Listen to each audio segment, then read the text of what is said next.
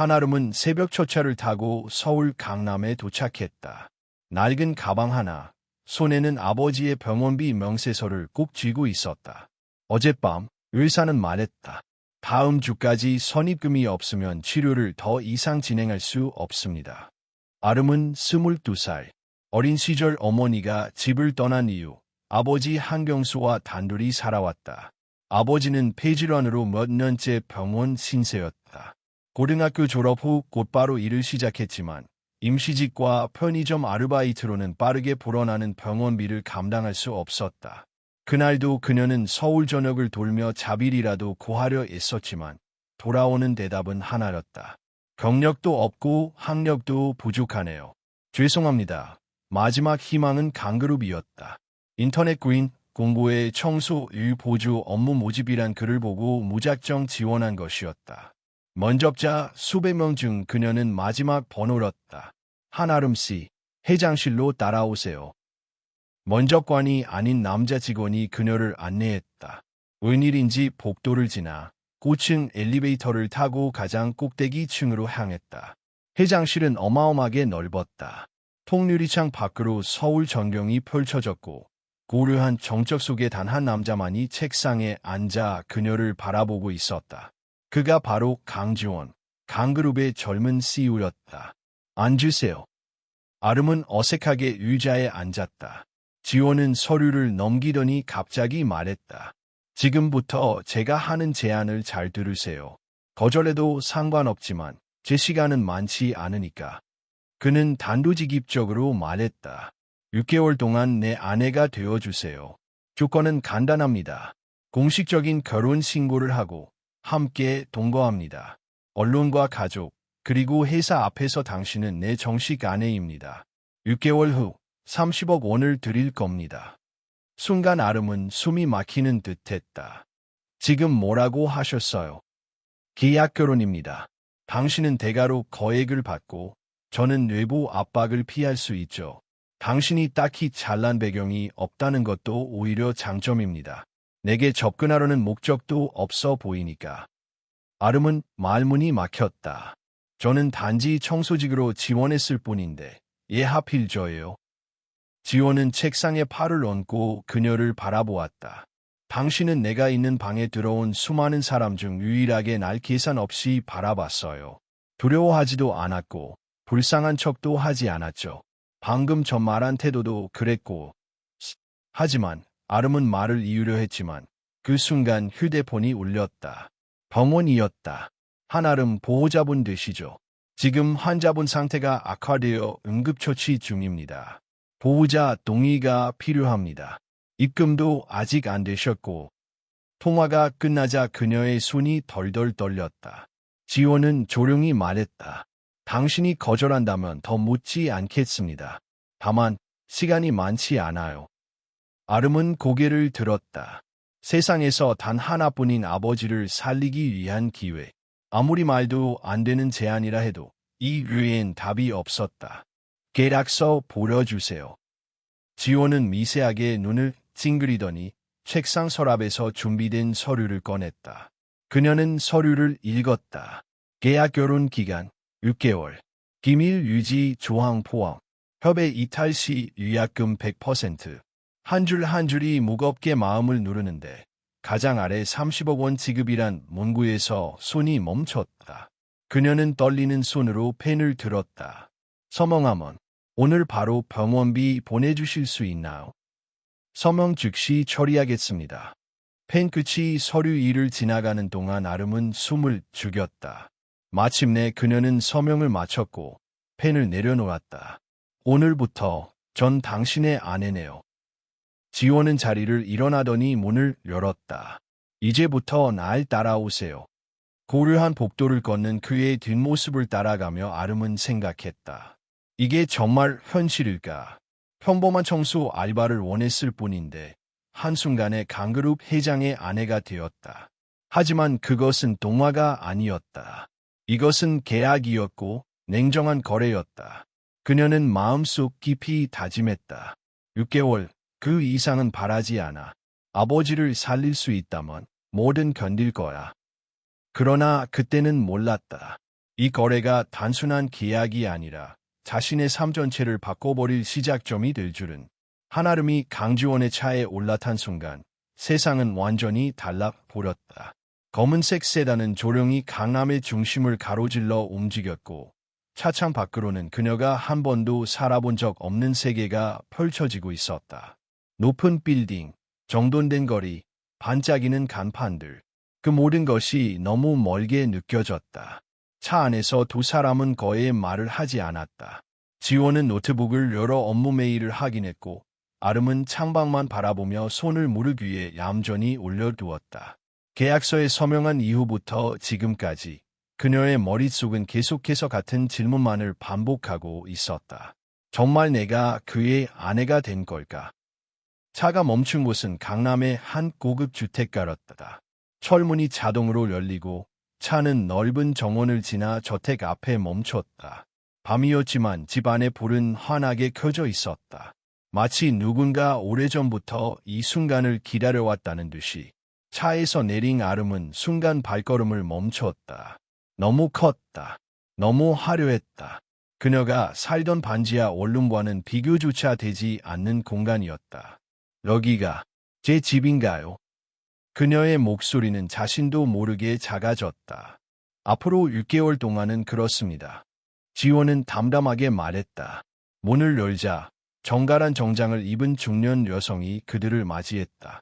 직살었다. 그녀는 잠시 아름을 훑어보았고 아주 미묘한 표정 변화가 스쳤다. 놀람, 의심, 그리고 숨기지 못한 불편함. 회장님, 오셨습니까? 그녀의 시선은 자연스럽게 지원에게만 머물렀다. 소개하죠. 이분은 내 아내입니다. 한아름. 순간 공기가 굳어졌다. 집사는 아무 말도 하지 못한 채 잠시 멈칫했다가 뒤늦게 고개를 숙였다. 처음 뵙겠습니다. 사모님. 그 호칭은 아름의 귀에 너무 낯설게 들렸다. 마치 다른 사람의 이야기를 듣는 것 같았다. 집 안에는 몇 명의 직원들이 더 있었고 모두 같은 반응을 보였다. 정중하지만 거리감 있는 인사, 그리고 곁눈질. 그들의 눈에는 공통된 질문이 떠 있었다. 왜 하필 이 여자지? 저녁 식사는 조용하게 진행되었다. 긴 테이블 양쪽 끝에 앉은 두 사람은 거의 대화를 나누지 않았다. 식탁 위에는 고급 요리가 차려졌지만 아름은 거의 손을 대지 못했다. 젓가락을 드는 것조차 어색했다. 불편하면 말하세요. 지원이 말했다. 아니요. 괜찮아요.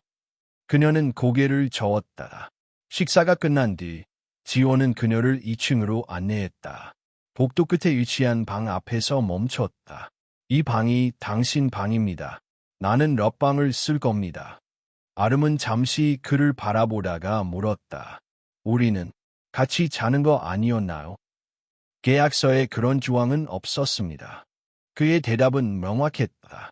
우리는 부부처럼 보여야 할 뿐, 실제 부부는 아니니까요. 그 말은 그녀를 안심시키면서도 동시에 가슴 한켠을 서늘하게 만들었다. 왜 그런 감정이 드는지 그녀 스스로도 알 수 없었다. 방은 넓고 깨끗했다. 침대, 책상, 옷장, 욕실까지 완벽하게 갖춰진 공간. 하지만 그 안에는 온기가 없었다. 마치 호텔 객실 같았다. 잠시 짐을 내려놓고 침대에 앉은 아름은 천천히 숨을 내쉬었다. 6개월만 버티면 돼. 그날 밤 그녀는 쉽게 잠들지 못했다. 새벽녘 집안은 너무 조용해서 오히려 숨소리가 크게 들릴 정도였다. 그녀는 아버지 생각이 났다. 병원비는 이미 입금되었을 것이다. 그 생각 하나만으로도 이 선택을 후회하지 않으려 애썼다. 다음 날 아침 집 안은 분주했다.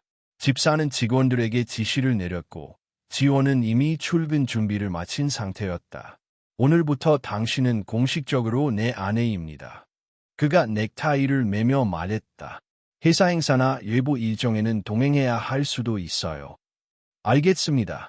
그리고 그는 잠시 말을 멈췄다. 불필요한 행동은 삼켜주세요. 여기서는 당신의 작은 행동 하나도 곧바로 평가받습니다. 아름은 고개를 끄덕였다. 이미 느끼고 있었다. 이 집에서 자신은 손님도 가족도 아닌 어중간한 존재라는 것을. 그날 오후 그녀는 집 안을 둘러보다가 우연히 주방에서 젊은 직원이 혼나는 장면을 보았다. 작은 실수로 접시 하나를 깨뜨렸다는 이유였다. 집사는 차가운 목소리로 꾸짖었고 직원은 고개를 숙인 채 아무 말도 하지 못했다. 아름은 망설이다가 조심스럽게 나섰다. 제가 치울게요. 괜찮아요. 집사는 그녀를 바라보며 잠시 말이 없었다. 사모님께서 나설 일은 아닙니다. 괜찮아요. 저도 익숙해요. 그녀는 무릎을 꿇고 조각들을 치웠다. 그 장면을 멀리서 지켜보던 지원의 눈길이 잠시 멈췄다. 그는 아무 말도 하지 않았지만 시선이 오래 머물렀다. 저녁 무렵 지원은 회사에서 돌아와 그녀가 거실에서 혼자 앉아 있는 것을 보았다. 창밖을 바라보며 멍하니 앉아 있는 모습이었다. 적응하기 힘들죠. 그가 처음으로 그렇게 말했다. 아름은 잠시 고민하다가 솔직하게 답했다. 네, 하지만 괜찮아요. 저는 원래 어디서든 버티는데 익숙하니까요. 그 말은 가볍게 던진 말이었지만 지원의 마음 어딘가를 건드렸다. 그는 아무 말 없이 고개를 끄덕이고 방으로 향했다. 그날 밤 아름은 다시 한번 다짐했다. 여기는 자신의 세계가 아니다. 사랑도 기대도 꿈도 두지 말 것. 그저 6개월을 무사히 버티고 다시 원래의 자리로 돌아갈 것. 하지만 그녀는 알지 못했다. 이 집에서의 하루하루가 이미 그녀와 강지원의 마음에 작은 균열을 만들고 있다는 사실을. 한아름은 어느덧 강 회장의 집에 들어온 지 일주일이 지났다. 매일 아침 7시에 일어나 거실 청소를 돕고 점심은 혼자 먹고 오후엔 방 안에 머물다 저녁 식사 때의 모습을 드러냈다. 직원들은 여전히 그녀에게 일정한 거리를 두었고 집사는 필요 이상의 말을 건네지 않았다. 하지만 아름은 그 속에서도 묵묵히 자신만의 자리를 지키고 있었다. 불편함이나 시선에 반응하지 않고 주어진 공간 안에서 자신이 할 수 있는 일을 찾아 움직였다. 꽃이 시들어가면 꽃병을 갈아주고 식탁이 어수선하면 조용히 정리했다. 그 작은 행동 하나하나가 직원들에게도 조금씩 전해졌다. 그날 오후 거실에 작은 사고가 일어났다. 막내 직원이 바닥을 닦던 중 무심코 전선에 걸려 넘어지며 화분 하나를 떨어뜨렸다. 부서진 도자기 조각이 사방에 흩어졌고 집사는 날카로운 목소리로 달려왔다. 이게 얼마짜린 줄 알아요?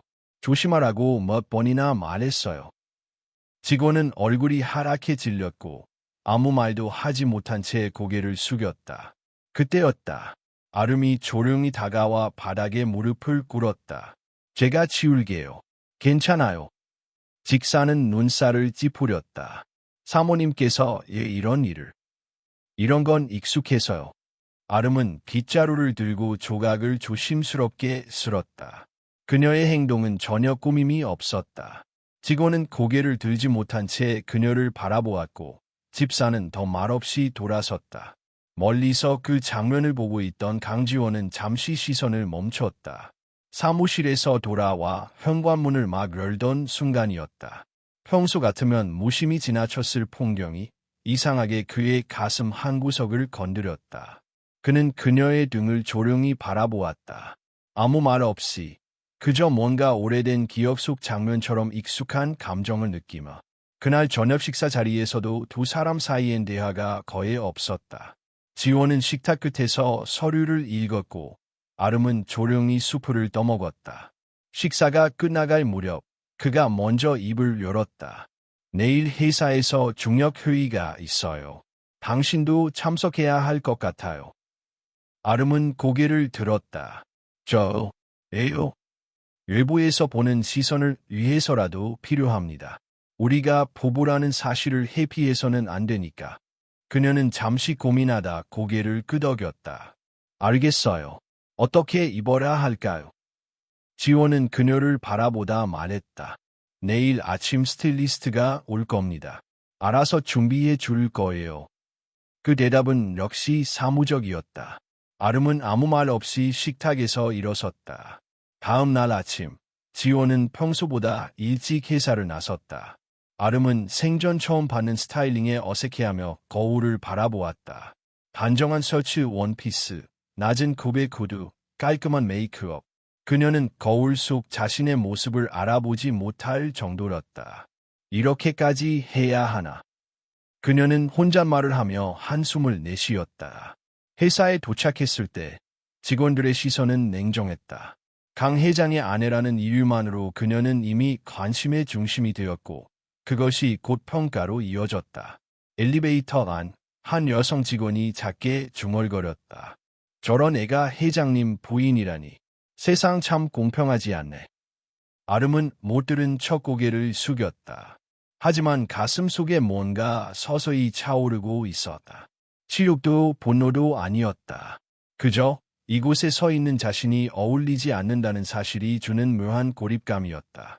회의실 앞 지원이 그녀를 기다리고 있었다. 그는 주변 중력들에게 담담하게 말했다. 제 아내입니다.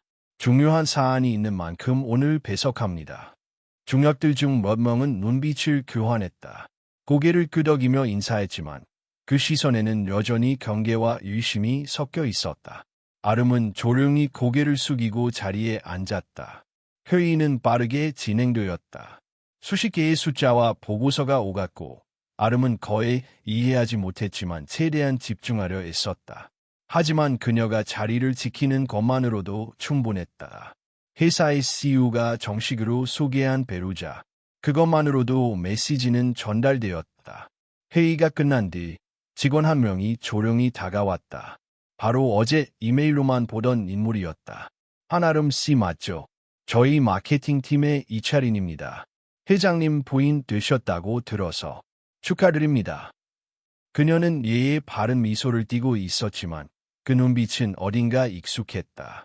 관심인 듯 판단인 듯 아름은 조심스럽게 웃으며 인사했다. 감사합니다. 처음이라 많이 어색하네요. 차리는 고개를 끄덕였다. 곧 익숙해지실 거예요. 회장님 곁에 있는 건 생각보다 훨씬 더 특별한 경험이니까요. 그녀는 말을 끊고 돌아섰다. 아름은 그 말의 의미를 곱씹었다. 특별한 경험이라는 말은 칭찬처럼 들렸지만 어디까지나 일시적인 것이라는 뉘앙스가 섞여 있었다. 회사에서 돌아오는 길, 아름은 차창에 기대어 서울 거리를 바라보았다. 너무나 화려한 도시. 하지만 그녀에겐 여전히 너무 낯선 공간. 그녀는 자신에게 말했다. 여긴 내 자리가 아니야. 난 그냥 잠시 머무는 그림자일 뿐. 하지만 그녀는 모른 채 지나쳤다. 차 안에서 그녀를 바라보던 강지원의 눈빛이 점점 그녀를 보는 방식이 변해가고 있다는 사실을 그는 더 이상 이 결혼을 단순한 계약이라 말할 수 없다는 걸 서서히 깨닫고 있었다. 일주일 후 강그룹은 대규모 후원 갈라쇼를 준비하고 있었다. 재계 인사, 정재계 주요 인물, 유명 언론인들이 모두 참석하는 랠리 행사로 강지원에게는 단순한 외부 일정 이상의 의미가 있었다. 재단 이미지, 기업 신뢰도, 주가에 이르기까지 직결되는 공식석상이었기 때문이다. 당신도 같이 가야 합니다. 갈라쇼 전날, 지원이 조용히 말했다. 이 자리에 아내가 없으면 더 많은 말이 돌 거예요. 한아름은 고개를 끄덕였지만 속으로 불안함이 스며들었다. 이 세계는 그녀에게 여전히 익숙하지 않았고 사람들의 시선은 점점 더 날카로워지고 있었다. 당일, 아름은 베이지색 롱드레스를 입고 행사장에 도착했다. 스타일리스트가 준비한 옷이었지만 아름에게는 너무 낯설었다. 긴 머리를 하나로 묶고 화장을 얌전히 한 얼굴은 거울 속에서조차 낯선 인물처럼 느껴졌다. 행사장은 이미 인파로 붐비고 있었다. 기자들, 카메라, 유명 인사들이 쉴 틈 없이 들어오고 있었고 아름이 지원의 팔을 잡고 입장하자 플래시가 쏟아졌다. 회장님, 이분이 바로 소문으로만 듣던 부인 되시나요? 언제 결혼하신 건가요? 너무 조용하게 치르셨던데요. 실례지만 부인분은 어떤 분이신지 소개 부탁드립니다. 기자들의 질문은 끝이 없었다. 지원은 짧고 단호하게 말했다. 지금은 인터뷰 응하지 않습니다. 자리를 즐기시죠. 그렇게 두 사람은 행사장 안으로 들어섰지만 그 순간부터 수많은 시선이 아름을 향했다. 마치 드레스 한 벌로 이 공간에 속할 수 있다고 믿는 그녀를 시험하는 듯한 눈빛들. 그때 익숙한 얼굴이 다가왔다. 은세라. 그녀는 강지원의 집안과 오랜 인연이 있는 유서 깊은 재벌가의 딸이자 과거 강그룹이 밀었던 공식적 약혼 예정자였다. 오랜만이에요, 지원씨. 세라는 밝게 웃으며 다가왔다. 이분이 바로 그 부인이시구나. 처음 뵙겠습니다. 은세라예요. 아름은 고개를 숙였다. 한아름입니다. 세라는 의미심장한 미소를 지으며 말했다. 정말 특별한 선택이네요. 지원씨가 이런 분과 결혼하실 줄은 몰랐어요. 그 말에는 칭찬도 존중도 없었다. 오히려 조용한 조롱이 스며 있었다. 지원은 아무 말 없이 세라를 바라보다가 아름의 손을 조용히 잡았다. 우리 자리에 가자. 그 짧은 행동 하나에 세라의 표정이 굳어졌다. 행사 중간 대형 스크린에 호원 대상 기업과 인물들이 소개되던 도중 갑자기 행사장 전체가 술렁이기 시작했다. SNS를 통해 한 영상이 퍼지기 시작한 것이었다. 짧은 영상, 조명 어두운 바, 아르바이트 직원 복장을 한 여성이 음료를 서빙하고 있는 모습. 얼굴은 흐릿했지만 자세히 보면 한아름과 비슷해 보였다. 영상 하단에는 자극적인 자막이 붙어 있었다. 강 회장 부인의 충격적인 과거. 그녀는 과연 누구인가? 이 영상은 몇 분 사이에 수천 건 공유되었고 참석자들의 스마트폰 화면에 일제히 뜨기 시작했다. 속삭임, 쑥덕임, 의심의 시선이 행사장을 뒤덮었다. 아름도 그 영상을 보았다. 눈앞이 하얘졌다. 숨이 막히고 손끝이 차가워졌다.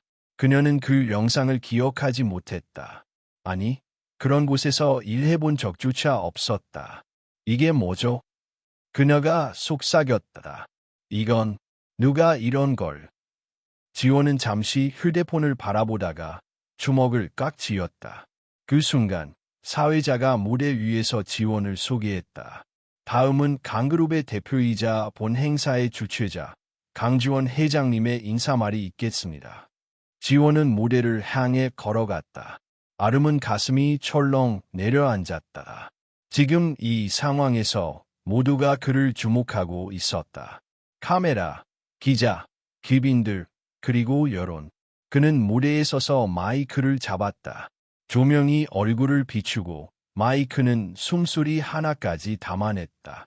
오늘 이렇게 자리에 함께해 주신 모든 분들께 감사드립니다. 그러나 그 전에 짧게 말씀드릴 게 있습니다. 그는 잠시 말을 멈추고 관중석 어딘가에 앉아있는 아름을 바라보았다.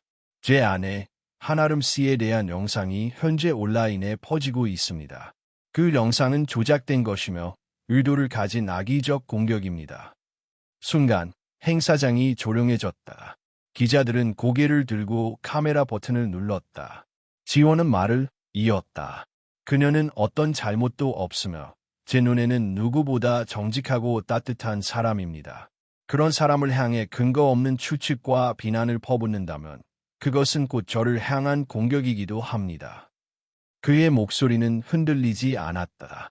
오히려 더 단단하고 분명했다. 저는 그녀를 믿습니다. 끝까지 지킬 겁니다. 말을 마친 그는 천천히 마이크를 내려놓고 무대를 내려왔다. 행사장은 침묵 속에 빠졌고 모든 시선은 강지원을 따라 움직였다. 아름은 눈물이 고인 눈으로 그를 바라보았다. 그가 다가오자 그녀는 무슨 말을 해야 할지 몰랐다. 그렇게까지 저를 이해.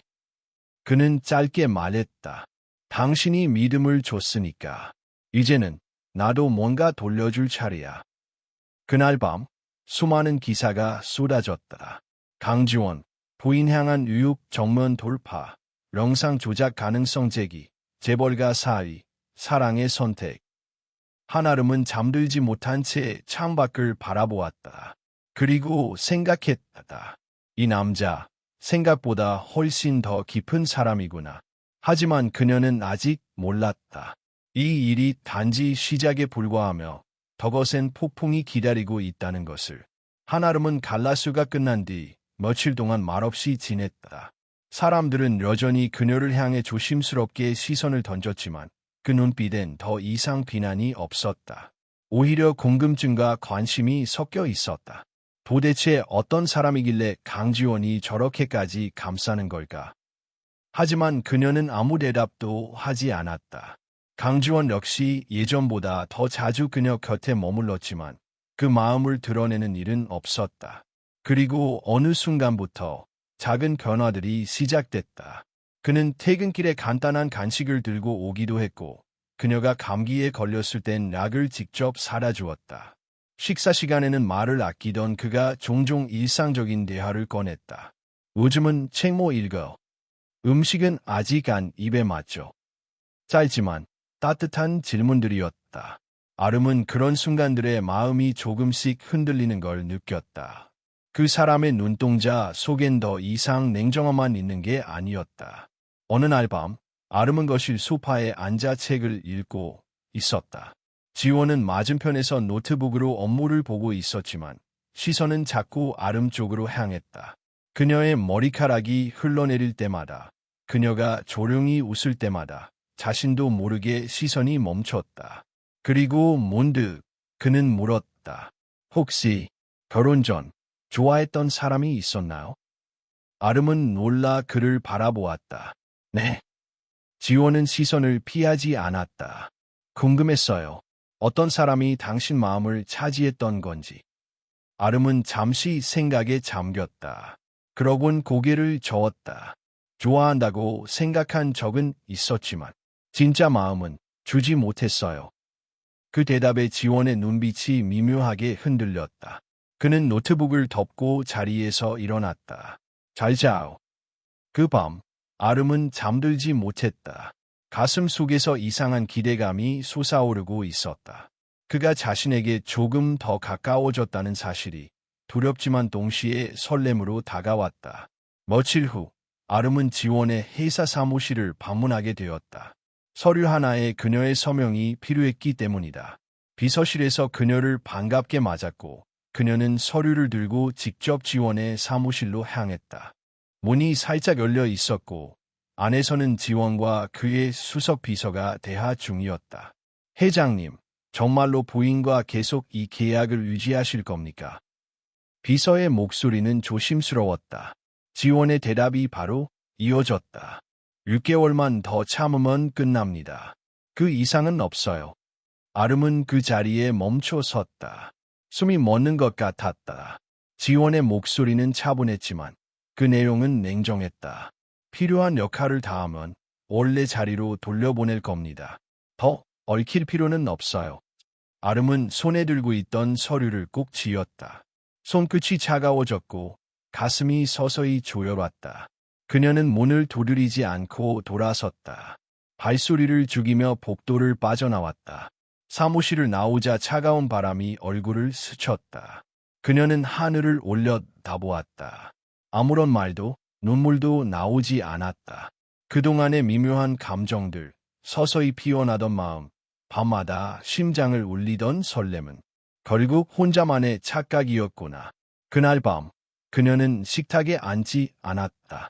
저녁 시간 내내 방에서 나오지 않았고, 지원은 이상하다고 느끼며 문을 두드렸다. 아름씨, 괜찮아요. 대답이 없었다. 무슨 일 있었어? 그녀는 천천히 문을 열었다. 얼굴은 평소보다 창백했고 눈동자는 깊게 가라앉아 있었다. 피곤해서요. 식사는 건너뛸게요. 그는 뭔가 이상하다고 느꼈지만 더 묻지 않았다. 그녀는 문을 닫고 다시 침대에 누웠다. 하지만 새벽 내내 뒤척였다. 가슴속에 걸린 말 한마디가 계속해서 그녀를 찔렀다. 6개월만 더 참으면 끝납니다. 그 말이 마치 유리조각처럼 가슴에 박혀 움직일 때마다 피가 흐르는 듯한 고통을 주었다. 며칠 후, 아름은 집을 정리하기 시작했다. 옷을 개고 책들을 상자에 담았다. 그녀는 더 이상 이곳에 있어선 안 된다고 느꼈다. 지호는 그녀의 행동을 눈치챘다. 짐은 애 싸는 거예요. 조금 생각할 시간이 필요해서. 도망치려는 겁니까? 그의 말에 아름은 고개를 들었다. 눈빛은 차분했지만 그 안에 단단한 벽이 느껴졌다. 그렇게 말하지 마세요. 당신도 원하는 대로 될 테니까. 그녀는 그렇게 말하고 방을 나섰다. 그날 밤 그녀는 병원에 들렀다. 아버지의 상태는 조금 안정되었지만 그녀의 마음은 복잡했다. 진료실을 나서는 길, 어지럼증이 그녀를 덮쳤다. 괜찮으세요? 간호사가 급히 다가왔다. 요즘 식사는 제대로 하셨어요? 혹시 임신 가능성은요? 그 말에 아름은 얼어붙었다. 그녀는 조용히 고개를 끄덕였다. 그럴 수도 있어요. 집으로 돌아가는 길, 아름은 혼잣말을 했다. 이 아이는 아무것도 모르겠지. 우리가 이렇게 된 건지. 그 순간 핸드폰이 울렸다. 지원이었다. 어디에요? 집에 없어요. 그녀는 짧게 대답했다. 곧 갈게요. 하지만 그녀는 알았다. 이제는 단순한 계약 이상의 무언가가 되어버렸다는 걸. 그리고 바로 그 지점에서 가장 위험한 감정이 태어나는 법이다. 한아름은 밤새 고민 끝에 하나의 결심을 했다. 떠나자. 아무 말 없이, 아무 흔적도 남기지 않고. 그녀는 자신이 이 집에 더 머무를 이유가 없다는 걸 깨달았다. 강지원의 말이 잊히지 않았다. 6개월만 더 참으면 끝납니다. 그 한마디가 모든 것을 부수었다. 그녀는 다음 날 아침 짐을 싸기 시작했다. 큰 가방 하나에 몇 벌의 옷과 책, 그리고 사진 한 장, 아버지와 함께 찍은 낡은 사진이었다. 주방 식탁 위에는 간단한 메모만 남겼다. 그동안 감사했습니다. 잘 지내세요. 그 순간 현관문이 열렸다. 지원이 출근 준비를 마친 채 돌아온 것이다. 그는 메모를 발견하고 방 안을 확인한 뒤 황급히 전화를 걸었다. 어디야? 아름씨, 지금 어딨어? 아름은 병원 앞이었다. 아버지의 주치의와 짧은 상담을 마치고 락을 챙기러 나가는 길이었다. 그녀는 전화를 받지 않았다. 대신 핸드폰을 주머니에 넣고 천천히 길을 건너기 시작했다. 그때 예상치 못한 일이 벌어졌다. 고차로에서 갑자기 빠르게 달려오는 검은색 차량이 그녀를 향해 돌진했다. 브레이크 소리조차 들리지 않았다. 위험해요. 누군가의 외침도 너무 늦었다. 쿵!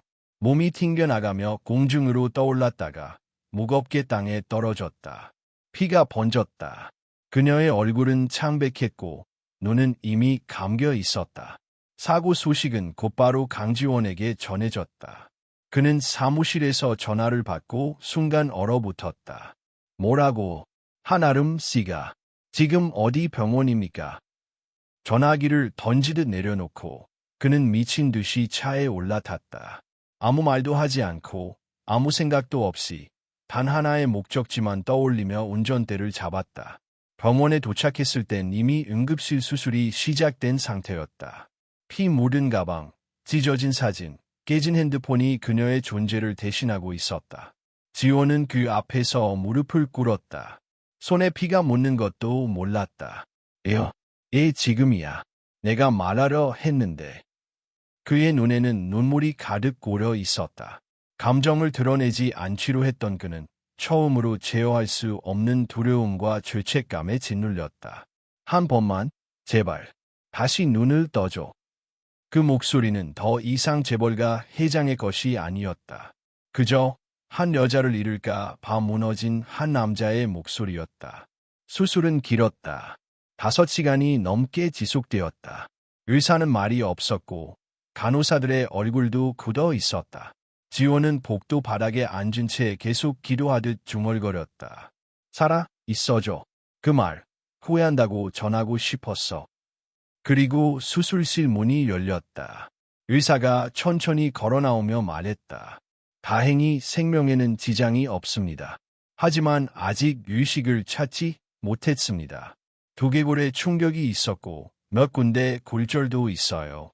당분간 회복이 더뎌질 수 있습니다. 지원은 그 말에 무너질 듯 안도의 한숨을 내쉬었다. 그녀를 볼 수 있을까요? 의사는 고개를 끄덕였다. 중환자실로 옮기는 중입니다.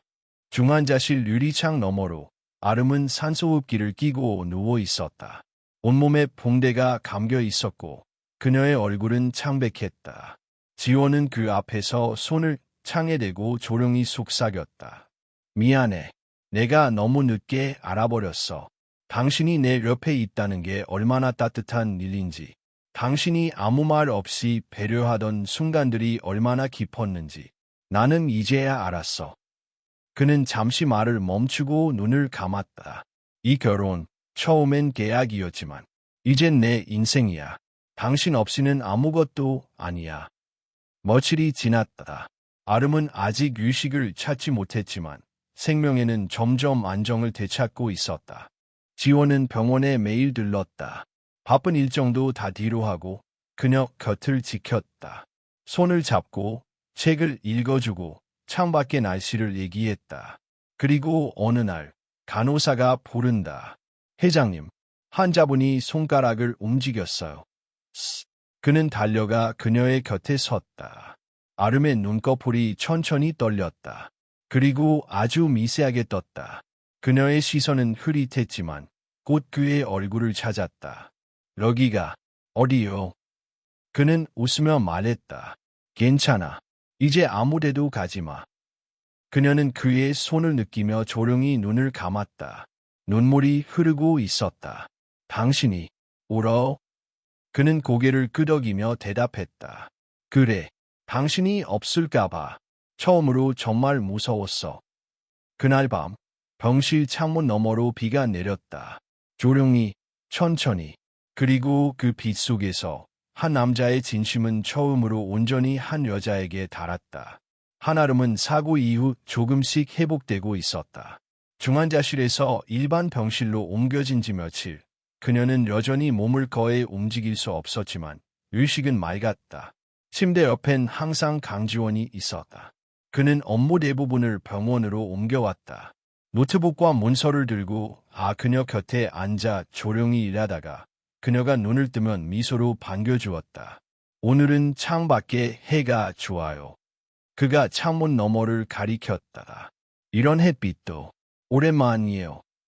아름은 힘겹게 웃었다. 그녀의 목소리는 아직 약했지만 그 안엔 진심이 있었다. 두 사람 사이의 공기는 변해 있었다. 더 이상 계약이라는 단어는 존재하지 않았다. 그러던 어느 날 병실에 낯선 여자가 방문했다. 20대 후반쯤 되어 보이는 날카로운 인상의 여자.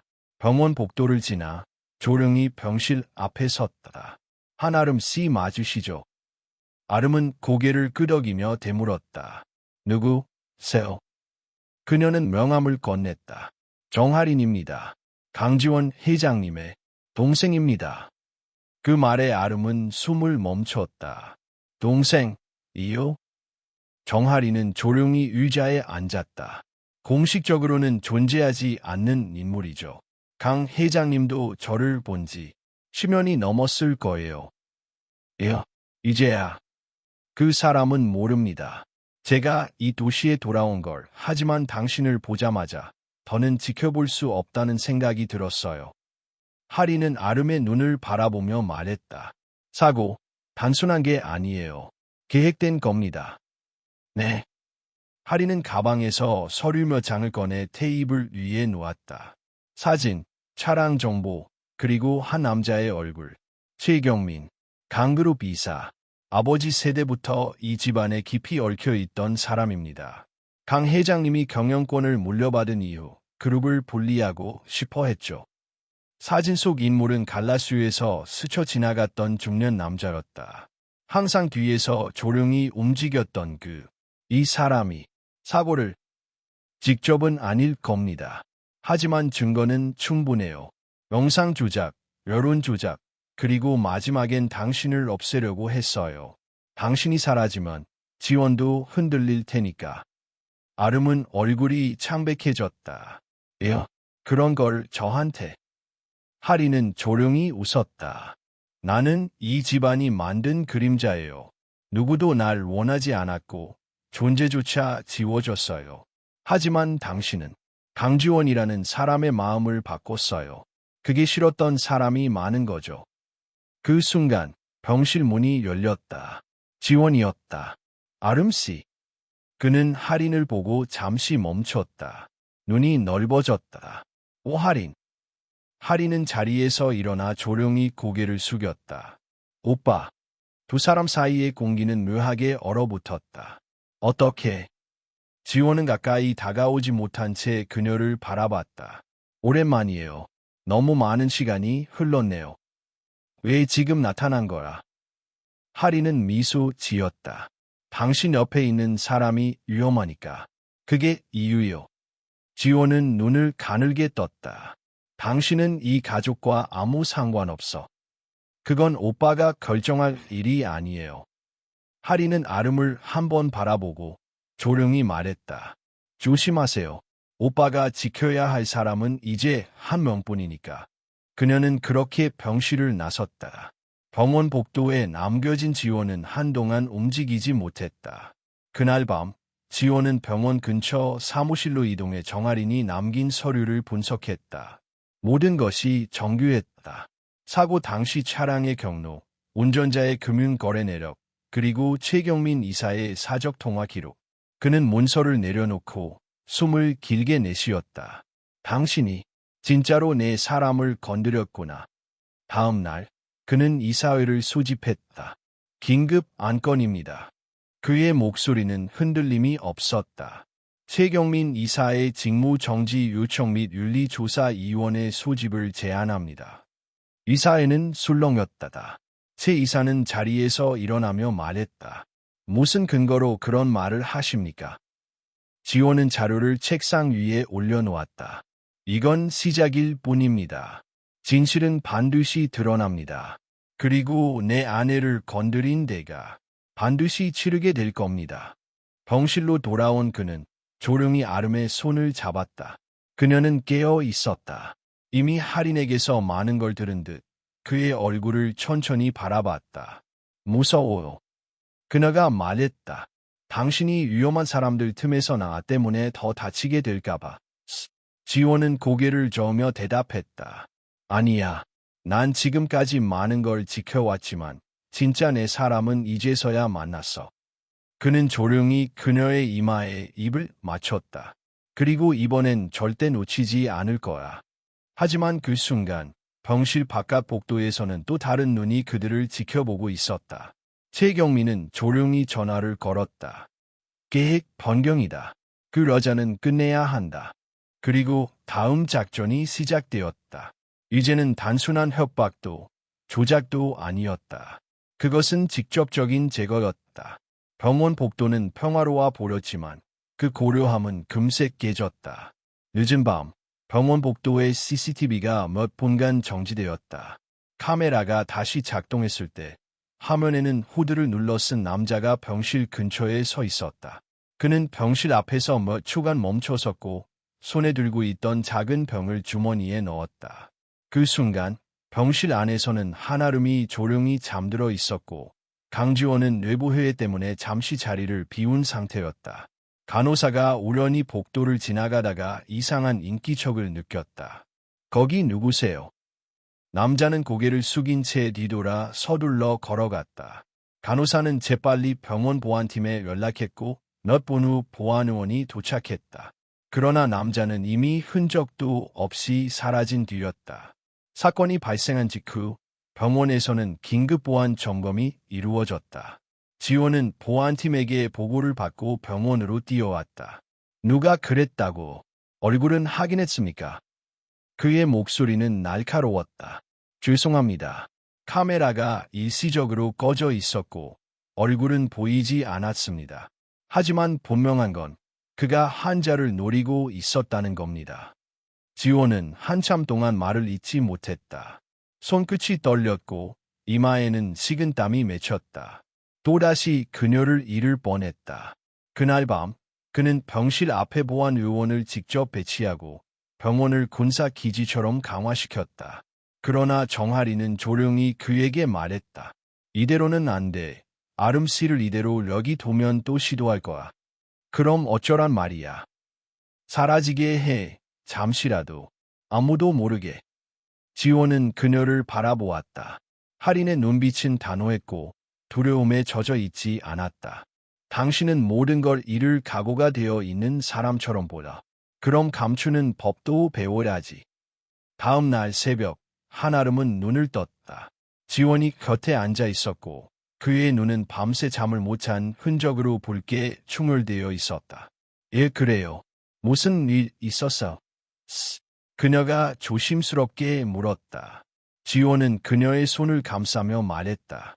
지금 당신을 안전한 곳으로 옮겨야 해요. 당분간 병원에도 머물 수 없어요. 누가 또 나를? 그녀의 목소리는 떨렸다. 지원은 고개를 끄덕이며 대답했다. 당신을 없애려는 사람이 있어. 난 지금 그 사람의 정체를 거의 다 파악했어. 하지만 완전히 밝혀내기 전까진 당신을 지키는 방법은 단 하나야. 아무도 당신의 행방을 모르게 만드는 것. 아름은 눈을 감았다. 수많은 감정이 얽혀 있었다. 분노, 두려움, 슬픔, 그리고 책임감. 그럼 나 스스로 사라질게요. 그녀는 그를 바라보며 고개를 끄덕였다. 당신이 그 사람을 멈출 수 있다면 내가 잠시 사라지는 건 감당할 수 있어요. 그날 밤 지원은 가장 신뢰하는 사람들만 모았다. 정하린, 측근 비서 김수진, 그리고 변호사. 계획은 간단합니다. 사망으로 위장하지는 않습니다. 단지 이송 사실을 숨기는 거죠. 병원 공식 문서엔 퇴원 처리로 남겨두고 신부는 새로운 이름으로 등록합니다. 정아리는 안전한 별장을 준비했다. 도심에서 멀리 떨어진 해안가, 오래전부터 강가에 지어진 가족의 휴식 공간이었다. 아무도 찾지 않을, 아무도 떠올리지 않을 곳. 거기서 당신은 당분간 이손이라는 이름으로 살아야 해요. 지호는 아름에게 가짜 신분증과 서류를 건넸다. 아름은 그것을 받아들고 조용히 웃었다. 이름이 예쁘네요. 서륜, 새로운 삶 같아요. 그녀가 출발하기 직전 두 사람은 병원 옥상에서 마지막으로 마주섰다.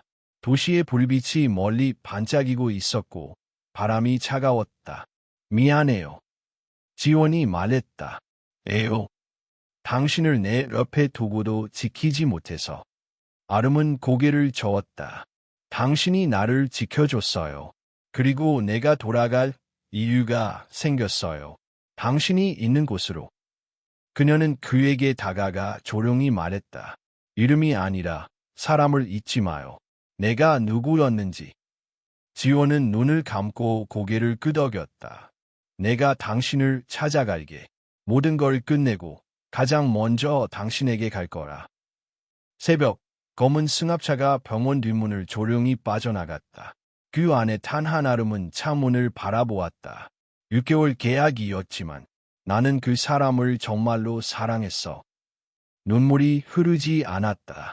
대신 마음이 무거웠다. 그리고 그 시각, 강지원은 다시 병원에 돌아왔다. 그의 눈빛은 예전과 달랐다. 따뜻함은 사라졌고 대신 날카로운 냉기가 감돌았다. 비서 김수진이 물었다. 이제 어떻게 하실 겁니까? 그는 짧게 대답했다. 전쟁을 시작하지. 그리고 반드시 이길 거야. 한아름을 다시 데려오기 위해서. 하지만 그가 알지 못한 것은 최경민 역시 이미 다음 수를 두고 있다는 것이었다. 그리고 그 수는 강지원의 약점을 겨냥한 마지막 공격이었다. 한아름이 사라진 지 2달이 지났다.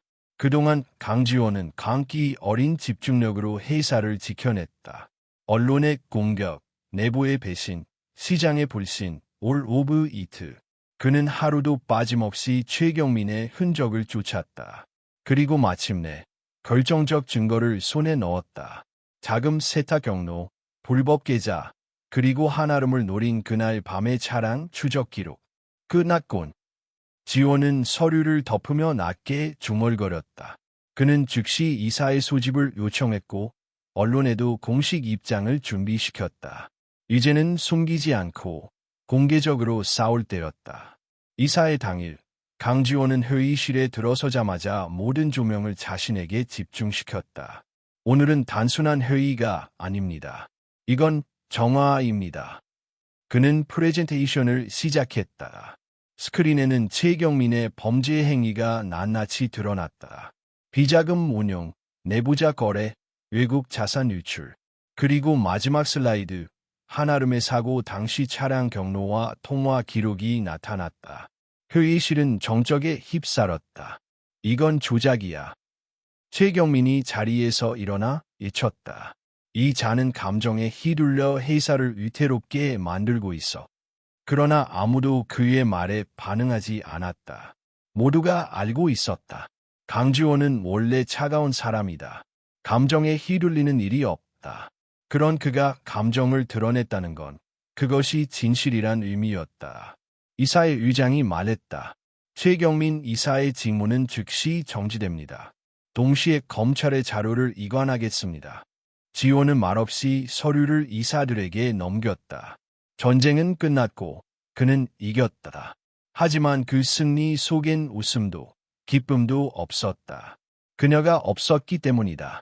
며칠 후 정아린이 병원 근처에서 한 남자를 만나고 있었다. 그는 나이가 지긋한 중년의 의사였고 할인에게 한 봉투를 건넸다. 이건 오래전에 제게 맡긴 서류입니다. 원래는 절대 공개하지 말라고 하셨지만 이제는 때가 된 것 같네요. 할인은 봉투를 열고 안을 들여다보다가 그대로 얼어붙었다. 출생신고서, 유전자 검사 결과, 그리고 한 장의 오래된 사진. 사진 속에는 젊은 시절의 한여인과 아이가 함께 있었다. 아이의 이름은 한아름, 어인의 이름은 강지연, 강지원의 생모였다. 정아리는 곧장 지원을 찾아갔다. 사무실 문을 열고 들어오며 말했다. 당신, 지금까지도 아무것도 모르고 있었던 거야. 지원은 고개를 들었다. 무슨 소리야? 하리는 서류를 그의 책상 위에 던졌다. 한아름, 그녀는 우리 이복 동생이야. 지원은 말을 잊지 못했다. 숨이 턱 막혔고 손끝이 떨렸다. 아름 씨의 어머니, 한참 전에 사라졌다고 했지. 그 여자, 당신 엄마야. 우리를 버리고 도망쳤던. 지원은 믿을 수 없다는 듯 고개를 저었다. 그럴 리 없어. 아름 씨는 그렇게 순수하고 따뜻한 사람인데. 그러니까 충격이지. 그 아이가 그 피를 이어받았다는 사실이. 정아린의 눈빛은 복잡했다. 어쩌면 그 여자가 마지막까지 남긴 유일한 선의가 아름 씨였는지도 몰라. 지원은 서류를 들고 천천히 의자에 앉았다. 심장이 요동쳤다. 그토록 지키고 싶었던 사람, 사랑했던 사람, 그리고 지금은 가족이었다. 그날 밤, 지원은 혼자 저택의 서구에 들어가 오래된 앨범을 꺼냈다. 한 장, 두 장 넘기던 중 마침내 멈췄다. 사진 속의 여인 강지연, 그리고 그 곁에 서 있는 어린 여자아이, 작고 수줍게 웃고 있는 아이. 그 아이의 눈빛은 지금도 너무 익숙했다. 그건 한아름이었다. 그는 전화를 들었다. 위치를 알려줘. 지금 당장 그녀에게 가라 해. 정아리는 잠시 침묵하다가 말했다. 그 전에 감당할 수 있겠어. 그녀는 지금도 당신을 사랑해. 하지만 당신이 이제 오빠라는 걸 안다면. 지원은 눈을 감았다. 그게 사랑이라면 그 감정은 내가 평생 안고 갈게. 그는 이 모든 진실을 안고 그녀에게로 향했다. 멀리 해안가 별장. 이름을 바꾸고 조용히 살아가던 한아름은 그날 아침 바다를 바라보다가 심장이 쿵하고 내려앉았다. 그 문 앞에 그가 서 있었다. 강지원. 눈빛이 달라져 있었다. 무언가를 결심한 사람의 눈. 사랑이 아니라 책임이 아니라 더 깊은 그 무엇이 담겨 있는 눈빛. 그는 그녀에게 말했다. 아름아, 미안해. 널 다시 데리러 왔는데 그보다 먼저 널 울게 할 얘기가 있어. 그녀는 조용히 고개를 끄덕였다. 이제 우리 거짓 없는 진실만 남았으면 좋겠어요. 하지만 그들이 아직 모르는 진실이 하나 더 있었다. 최경민은 체포되기 전 마지막 카드를 남겨두고 있었다. 그리고 그 카드엔 한아름의 과거와 그녀의 출생에 얽힌 더 깊은 어둠이 담겨 있었다. 바닷가 벌장은 고요했다. 창밖에서는 파도가 조용히 밀려들고 있었고 실내에는 오직 두 사람만이 존재했다. 한아름은 강지원을 바라보며 천천히 물었다. 이제 말해줘요. 당신이 가진 진실을. 지원은 조용히 고개를 끄덕였다. 너의 어머니, 강지연. 그녀는 나의 생모야. 그 말이 떨어진 순간 아름의 표정이 굳었다. 심장이 내려앉는 듯한 침묵. 어딘가에서 쿵 하고 문이 닫히는 소리 같았다. 그러니까 우리가. 지호는 그녀의 말을 막으며 이어갔다. 하지만 혈연관계는 없어. 그녀는 나를 낳고 곧 집을 떠났고 몇 년 뒤 다른 남성과 새 삶을 시작했어. 그 후에 너를 낳은 거야. 아름은 입술을 떨었다. 아무도 말하지 않았어. 그녀는 모든 걸 숨기고 싶어 했어. 우리 집안에서 그녀의 이름은 금기였고 나는 어릴 때부터 어머니가 누구인지도 모른 채 컸어. 그는 조용히 봉투 하나를 꺼내 그녀에게 건넸다. 사진 한 장, 유전자 검사, 그리고 친필 편지. 편지는 오래된 종이에 흐릿하게 적혀 있었다.